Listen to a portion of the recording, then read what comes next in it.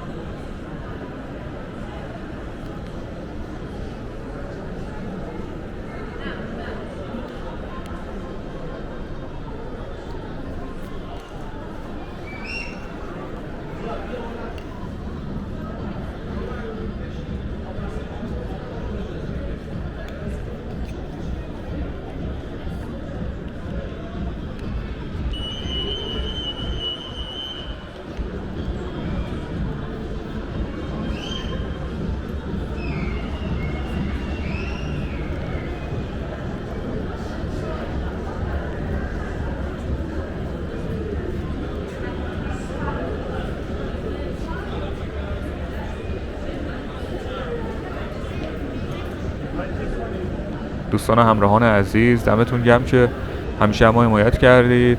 اگر این ویدیو رو دوست داشتید لایک کنید، با دوستاتون هم به اشتراک بذارید. این دوتا کار خیلی کمک میکنه به ما که ویدیو به افراد بیشتری پیشنهاد داده بشه و انگیزه‌ای برای ما باشه. حتما نظرتون رو هم راجع به مرکز خرید تو قسمت کامنت ها مثل همیشه برای ما بنویسید.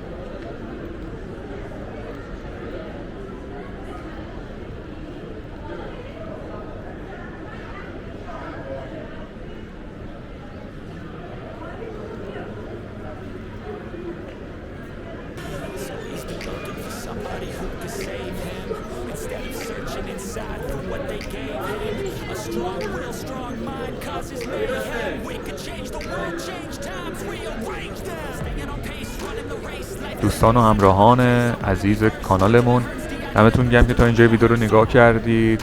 سعی کردیم که دیگه بهترین جاهای اوپال رو بهتون نشون بدیم. امیدوارم که لذت برده باشید. حتما نظرتون رو هم راجع به این مرکز خرید و این ویدیو به ما تو قسمت کامنت ها بگید که استفاده کنیم. براتون بهترین ها رو آرزو میکنیم. مواظب خودتون هم باشید. تا ویدیو بعدی، خداحافظ.